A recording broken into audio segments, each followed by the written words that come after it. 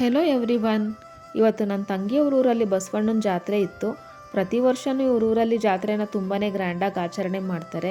ಈ ವರ್ಷ ನನ್ನ ಮಕ್ಕಳಿಗೆ ಬೇಗ ಎಕ್ಸಾಮ್ಸ್ ಮುಗಿದಿದ್ರಿಂದ ನಾವು ಸಹ ಜಾತ್ರೆ ನೋಡೋಣ ಅಂತ ಹೋದ್ವಿ.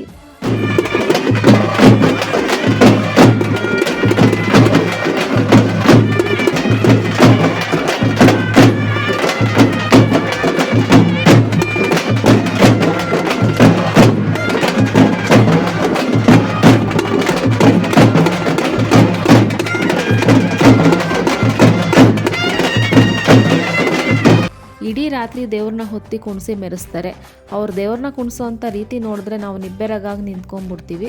ಬೆಳಗ್ಗೆ ಕೊಂಡ ಇರೋದ್ರಿಂದ ರಾತ್ರಿನೇ ಸೌದೆಗಳಿಗೆಲ್ಲ ಪೂಜೆ ಮಾಡಿ ಅದಕ್ಕೆ ಅಣಿ ಮಾಡಿಕೊಂಡ್ರು. ಊರಿನ ಹೆಣ್ಮಕ್ಳೆಲ್ಲ ಅವ್ರ ಮನೆಯಿಂದ ಮಾಡಿದಂಥ ಆರತಿನ ತೊಗೊಂಡೋಗಿ ತೊರೆ ಹತ್ರ ಇದ್ದಂಥ ದೇವ್ರುಗಳನ್ನೆಲ್ಲ ದೇವಸ್ಥಾನದ ಹತ್ರ ಕರ್ಕೊಂಡು ಬಂದರು. ದೇವ್ರುಗಳನ್ನೆಲ್ಲ ದೇವಸ್ಥಾನದ ಹತ್ರ ಕರ್ಕೊಂಡು ಬಂದಮೇಲೆ ಬಸವಣ್ಣನ ತೇರಲ್ಲಿಟ್ಟು ದೇವಸ್ಥಾನದ ಸುತ್ತ 3 ಪ್ರದಕ್ಷಿಣೆ ಹಾಕಿದ್ರು. ಆರತಿಗಳನ್ನ ನೋಡೋದೇ ಕಣ್ಣಿಗೆ ಒಂಥರ ಹಬ್ಬ ಆಗಿತ್ತು. ಯಾಕಂದರೆ ಆರತಿಗಳನ್ನ ಒಬ್ರಿಗಿಂತ ಒಬ್ಬರು ಅಷ್ಟು ಚೆನ್ನಾಗಿ ಅಲಂಕಾರ ಮಾಡಿದರು. ತೇರೆಲ್ಲ ಎಳೆದಿದ್ದಾದಮೇಲೆ ಐನೋರು ಕೊಂಡ ಇದ್ರು. ಈಗಂತೂ ಬೇಸಿಗೆ ಸ್ಟಾರ್ಟ್ ಆಗಿದೆ.